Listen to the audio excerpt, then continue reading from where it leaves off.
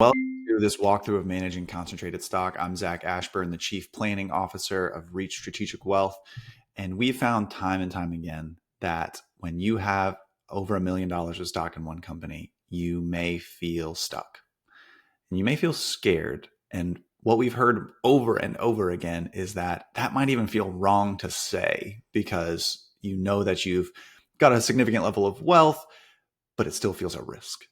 And so this is a framework for better planning. How can we really think through this problem that's come about? And what are some of the tactics that might apply once we've thought through it? So let's dive in. We use a framework with our clients that we call the D.E.L.T.A framework to give us a valuable way to think through this problem. And we'll walk through this, that we develop your family's goals. And what we found is that there's very, very rarely the right space set aside to have this conversation so that you can then later apply the tactics that you might want to use along the way. So we've developed a personal vision exercise to help clients go from the goals that they can articulate, I want to retire early, or I want to travel, or I want to boat, to how do we really want your life to look? And then from there, we can let decisions flow. We move on to evaluating your stock position. What is the current position that you have? What are your attitudes towards it? The risks at play? How significant is it compared to your other assets, et cetera? Looking through a tax efficient lens. So once we've got goals in place and once we've evaluated that position for what moves might apply, how do we look through that lens of tax efficiency rather than becoming paralyzed with fear of tax bills on the front end? Through that tax efficient lens to arrive at a core portfolio that can achieve your family's goals more reliably. That's the D.E.L.T.A framework. And what we've found is that it is perilous to get those things out of order. We find most often efforts are spent and even wasted on evaluating stock positions and tax efficient strategies, never having been thoughtfully developed through the ideas of personal goals, through something like personal vision exercises, through family meetings, through regular conversations with spouses, even through therapy in big life transitions, to know where you actually intend to head. And that is why you may experience paralysis when it comes to, should I sell? Can I leave my job? Is it time? How am I going to live off of this money? Because these are the areas where it's so easy to get stuck. There's so much information. Only half of it seems to apply, but all of it seems urgent and it's too hard to make decisions. If you start with your family's goals and then you evaluate the stock position, you'll be much more willing to take the actions needed through a tax efficient lens to arrive at a core portfolio in the context of your overall plan that can achieve your family's goals more reliably. That is the framework that we use to think through this problem of concentrated stock. And it usually begs the question here, do I need to diversify? Should I diversify? You may be paralyzed holding on to this stock that's performed well. And of course, it's made you wealthy along the way. So is that the right move? Well, let's walk through that a little bit. There's no doubt that diversification helps you to not lose money. We find that over the last 5 years or so in the individual US stock market, that 43% of stocks have lost money. And it's not a surprise that from a risk-adjusted standpoint, diversification helps you not lose money. We can zoom out a little further to see that 34% of stocks since 1987 through 2023, and this is based on the Russell 3000, have outperformed the index. Meanwhile, 27% have underperformed and 39% have actually lost money. So when you say, but my company is obviously different because it's made me wealthy, the data is not in your favor on that assertion, at least. And so we come back to this question, should we diversify? And then the last thing we've been hearing quite a bit lately is that my company has been on a rocket ship. You've seen it do nothing but go up. And what we can look back very clearly and see is that the average of the top 25 performers in the first 10 years, that's the rocket ship going up, does not mean they continue for the next 10 years. This is average going down. And over the past 38 years, in fact, if we look at the broad US stock market through the Russell 3000, 43% have gone down by at least 50% and never recovered. So the clear takeaway is the odds are not in your favor that you happen to be holding the winning ticket, so to speak, especially in the scenario where you've got this equity because you've worked there rather than through another kind of analysis or something like that. And the default conversation around investments is always around trying to pick winners, but you're specifically not trying to pick winners. In fact, you've already won if you've arrived at a concentrated stock position. And what you're trying to do is more reliably achieve your family's goals. You're not trying to pick the winner. You've already won, and now we have other questions to ask and answer. So should you diversify? Yes. That's very clear from the data that that's a better risk-adjusted way to achieve your goals. I'm going to put an asterisk on it that if you've developed your family's goals as we go through that framework, and we've gone through this process, and you're able to achieve your goals reliably and peel off a portion of this stock that you want to hold, by all means, you're certainly allowed to do that.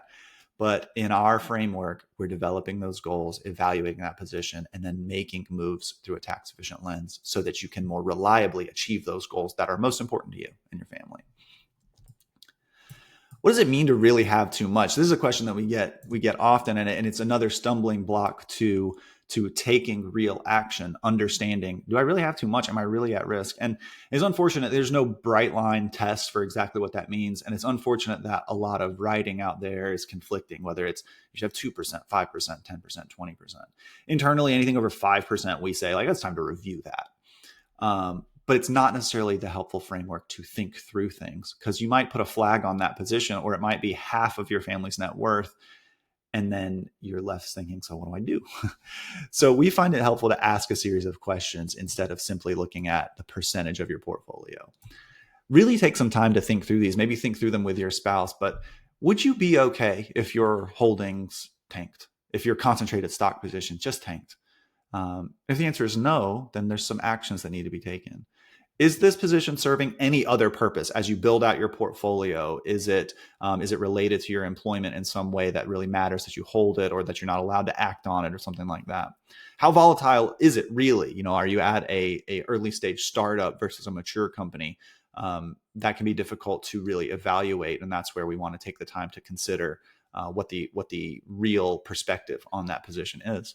Would you actually buy it today? We've run into this quite a bit lately with legacy tech companies or larger companies where the stock holding might be really, really significant, but there's been some faith lost in the company or in its outlook. So would you buy the stock today? And if you wouldn't, if you would say, if I gave you $100,000 today, you wouldn't touch it with a 10-foot pole, what are we doing holding it, is a valuable question to ask.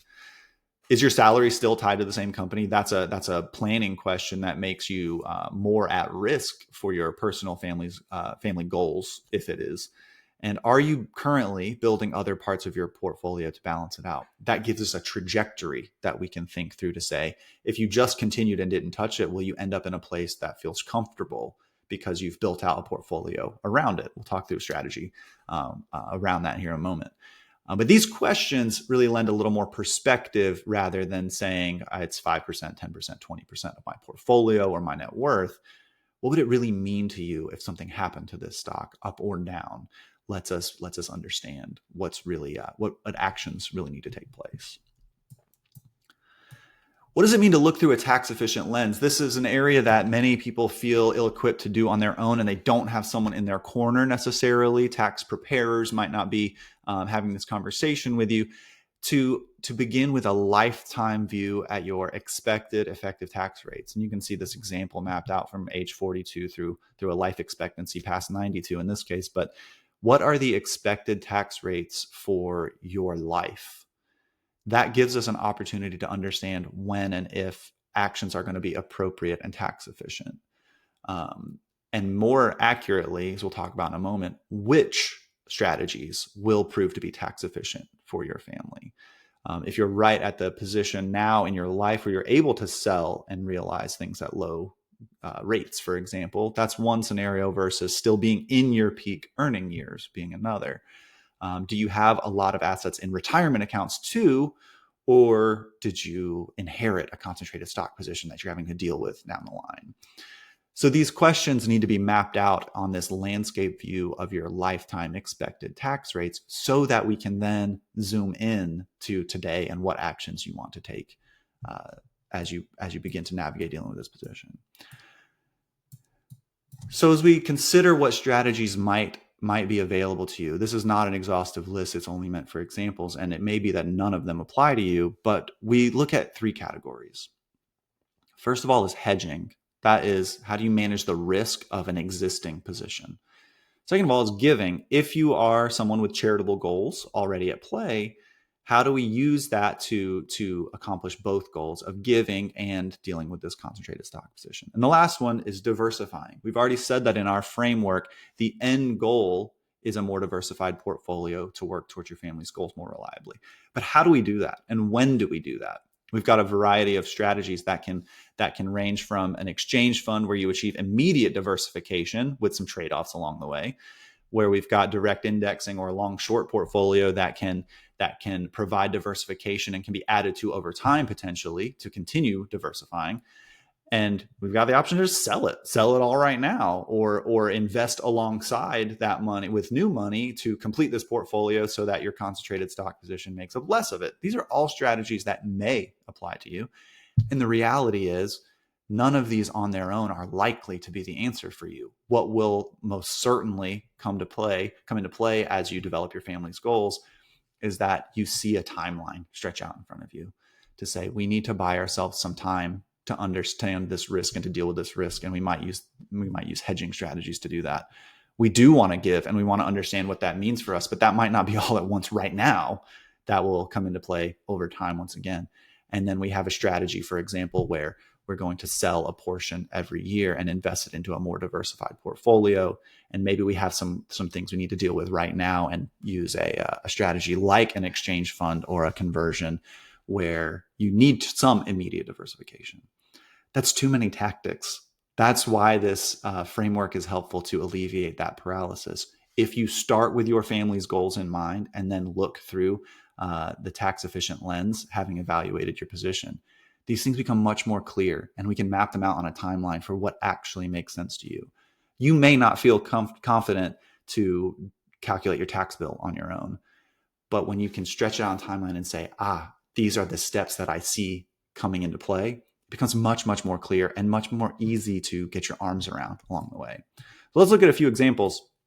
We talked about hedging. This is something that you may have never had to do through your personal investing career, that you've got this concentrated position and maybe you sit right here on this hypothetical colorful price chart today, that you have the ability with options to set a floor on the price moves of this stock to say, I'm really comfortable with where I'm at.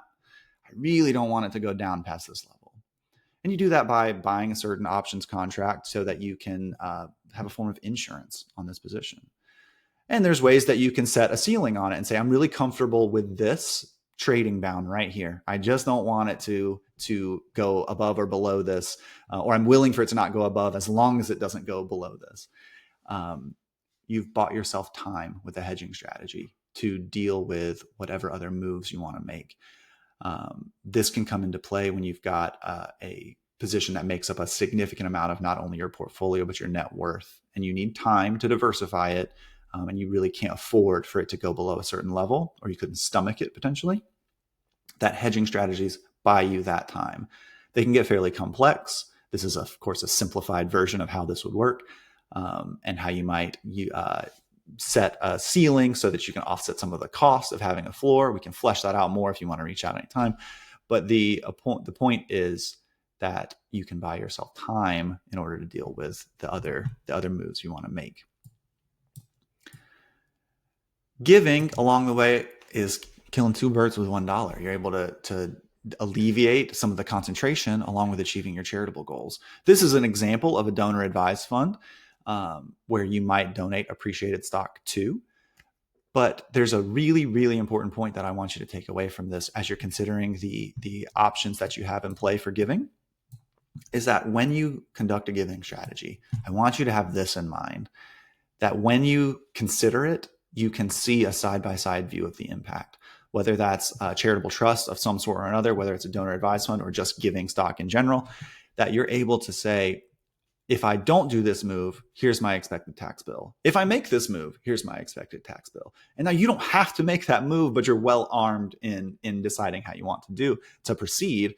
That is where we can, again, get past this paralysis to say, I actually understand the impact of the moves I'm considering making, rather than I've just got a list of a bunch of tactics and I'm hopeful I might pick one that's right. Lastly, we want to take a proactive view towards diversification. If our goal is to end up with a portfolio that can more reliably achieve the goals we've developed, we need to be proactive in achieving that rather than randomly selling a portion of stock each year. And so we can do that by mapping out the tax situation, including the diversification moves year over year and into the future. So if we know your income rate and your capital gains rates, we can plan those moves along the way really thoughtfully and really well. And we can look at those long-term capital gains and the implications of what you're really going to realize ahead of time, rather than saying, fingers crossed that we did this correctly come April. So when we put it all together, here are the steps you really need to feel comfortable taking. Understanding your liquidity needs for those goals you developed. How much cash do you need to have on hand, and when do you want to have it available? It does you no good if it's still tied up and you can't access it. I like to say, congratulations on having $10 million worth of stock, but your kids can't eat it for breakfast, right? We need to know when you need the money and when you need it available. Do you feel comfortable evaluating the risks of this particular holding that you have? You may or may not, but what you should seek to avoid is just a general sense of, I used to work there and I feel like it's going downhill, or I used to work there and it's phenomenal. I'm convinced it's only ever going to go up. We need to really perform an evaluation of what does it really mean for your personal plan. Are you comfortable comparing the investment strategies that might come into play, strategies to realize losses to offset gains, strategies to diversify, strategies that involve borrowing? You're able to do that. The question is, do you feel comfortable doing it on your own or not? Or do you wish to do it on your own or not? It's entirely up to you to evaluate. And then lastly, are you comfortable and equipped to revisit annual and lifetime tax projections? Both are critical. When you're dealing with concentrated stock, it's going to be a recursive, a repeating cycle that you go through to say, here's where we're at, here's where we want to be, here are the moves that make sense through a tax efficient lens. And then we're going to do that again and again and again, year over year, because the market's dynamic, tax laws change, your situation changes along the way. And so those things have to be reevaluated as we go.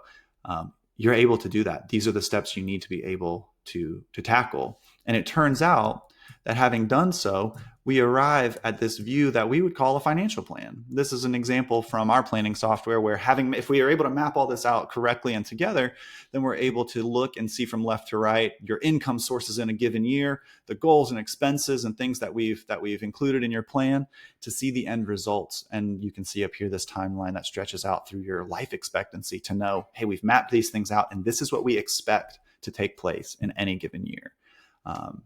This will be alive. This will be updated and changed each year as you go. But when you put all those steps together, it so happens that we call that thing a financial plan. And it's a financial plan that actually thoughtfully includes your concentrated stock position. So you're able to tackle this. And if you decide to outsource it, we've found that the best way that we can assist is with a one-time plan that doesn't even require you necessarily moving any assets. We're able to think through this with you and complete an exit roadmap if you're still considering your corporate exit with a thoughtful, tax-efficient lens and cash flow projections along the way. We've brought on a health insurance concierge as you complete your exit or you enter your retirement years, and to really understand, what should I do with this nonsense, this mess of health insurance that we get into. And we found that this is the way that we can help take this work off your plate if you'd like us to. Feel free to reach out with any questions. I hope this is a helpful framework for you to think through your concentrated stock positions, and I wish you all the best.